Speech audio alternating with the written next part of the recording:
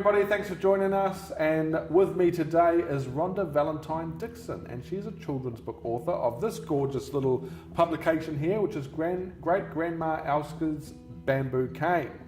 But before we talk about this book, we're going to find out a little bit about Rhonda. How are you doing, Rhonda? I'm really good. Yep, really good. Tell us who you are and where did the idea of this come from? Rhonda was born in Taranaki, New Zealand, and I've written ever since I can remember. And the idea for this book came when Elské, who's the oldest person in our Tai Chi class, said to me in absolute earnest, I'm so upset about losing the cane that she uses in Tai Chi that she feels like she ought to confess to her mother.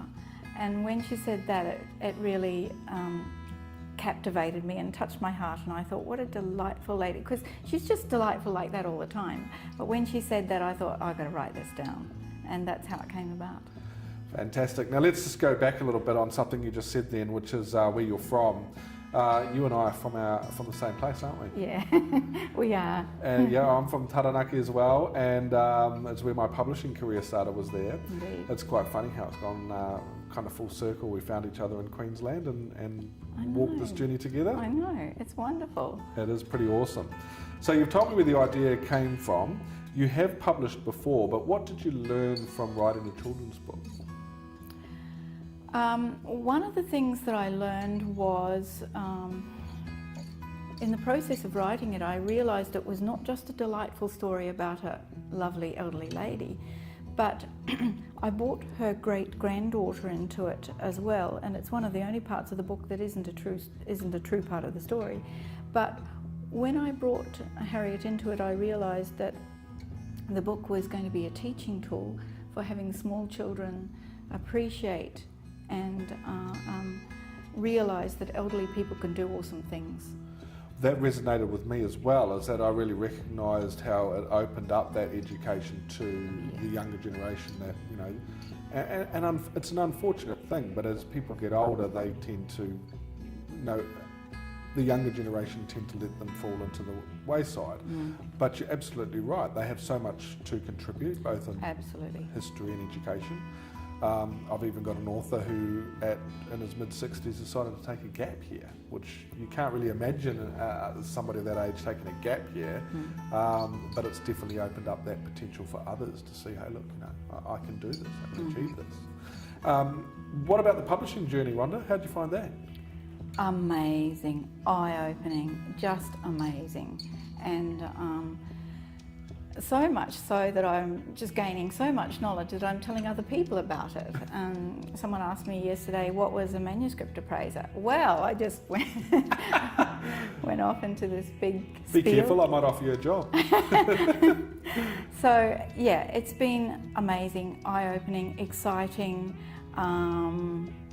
challenging for me in the technology side, and oh well, I've burst into tears a couple of times, as you know, but I'll get through that part of it. Oh look, yeah, I remember when we started with this, like the first marketing session we had, which was on Skype, and that was new territory for you. Oh, now look at you. Well, I'm still, yeah, well, we have to do some more Skype sessions, or I'll have to do more Skype sessions with people to get used to that. But yeah, but I'm getting there. You are getting there, that's fantastic. Let's go back to the book. Who is it aimed at? Who is the target market? Target market would be 3 to 7-year-olds, I guess. I've had older children review it, and that's really lovely to hear the remarks of 10, 13, 14-year-olds. That's really lovely. And of course I've had women review it as well, and it's nice hearing, particularly educators, hearing their point of view. Well, let's talk about that. Let's talk about the feedback. You know, we've just come into the new year, so it's about to get into swing of marketing, but it's been out, people have purchased it. What has the feedback been? Love the colours, colourful illustrations, delightful story, amazed that someone could be doing Tai Chi at 90, she's 96 now. Wow. So, and the feedback from her friends and family has been lovely, of course, yeah. Tell me about the younger ones. You said that like you've had a few young people. Yeah. How have they talked about the book? One little girl told me it's one of the best books she's ever read. Wow. Which is really nice. That was a 10-year-old. And she told me I was a really good writer, R-I-G-H-T-E-R. I saw that. The 14-year-old, I can remember a 13-year-old said to me she loved it. Or was it? Yeah, just been really good. Sounds like it's generally been really positive. Yeah, it has. That's fantastic. It's great. And part of that I would put down to that the children can relate to the story, like you've mentioned with Harriet in there, and see them in their relationship with their grandparents, and yes. you know the potential of them opening their eyes up to what their grandma or grandfather can do. So that makes it a lot easier to connect with. That's one of the things that one of the adults touched on, the fact that it's a book of relationships. Yeah, very powerful. Now I did say to you, Rhonda, that I had a question that I wasn't going to tell you what the question was. Yeah. And here it is. Uh-oh. And you kind of touched on it before we went on camera. Okay. As you well know, I'm a big fan of superheroes. Yes. One in particular that really resonates with me. If you were to adapt a superhero quality, or you know, what superhero resonates with you, who would it be, or what would that quality be? I'm at a disadvantage because I don't follow superheroes or watch superheroes. And that's probably because I'm not big on fantasy. That's okay. What about a superpower? Because I'll be able to pick the superhero once you tell me what a superpower might be. Okay, So if you could have a superpower, what would it be? Insight. Having insight. Yeah, I've got insight. So kind of like a Professor X from X-Men. He's got a lot of insight. Has he? Yeah, he can also tap into the brain of everybody on the planet. Okay, well, that sounds scary. Yeah, it does sound a bit scary. You should watch those movies. Yeah. How about Wonder Woman? Wonder Woman? You reckon? Well, the way you go, Rhonda, that would be a pretty accurate analogy, I would say. I certainly try to fit in as much in my day as. I mean, I've never been idle in my life. I've never been lazy, and not usually unmotivated. Although sometimes I could do with a kick up the bum to get started on things. Well, in saying that, in the journey that we've walked together over the last few months, there's been no sign of any procrastination or lack of motivation. I think you're a testament to other new authors in this space, and even though you've written before, but not a children's book, you're a testament to other authors to show the perseverance and learning new technology and learning new things to be able to make your story a success. Yeah.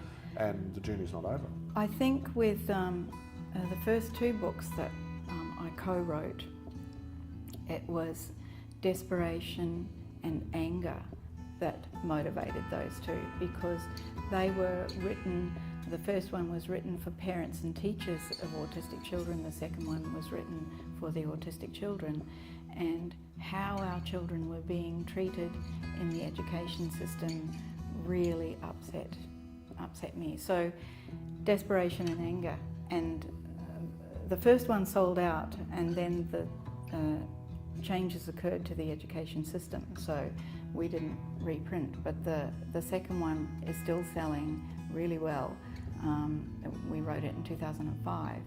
So I think if you get a passion for something, and that's what motivates me. Yep. Passion, and obviously anger and desperation are passionate. Oh, of course. And in this case, it was your relationship with Elské. She's such a beautiful, delightful lady. I mean, if she talks about someone dying, she'll talk about, and Joan and I did this, but Joan's gone to God now. Lovely. She's just beautiful. Lovely, that's so good. Okay, Wonder Woman, what's next for you as a writer? What's the plan? Oh, several things. Another one for autistic children, which we were writing yesterday with my co-author, and then there's one that is Taranaki related, because I grew up on the railway in Taranaki and Rangitikei, and then in Auckland as well, and there's a particular engine that Dad worked with, a steam locomotive, and so I want to write its biography, and I've started the research for that, as you know. And the second major project I've got underway, 12,000 words into that, is a biography of two women now in their 70s who were in an orphanage in Melbourne, and that's pretty powerful stuff. Wow, I'm looking forward to seeing them take shape, especially the one about the locomotive. Yeah. It is my own hometown, and I certainly would love to be involved in that. Yeah, yeah.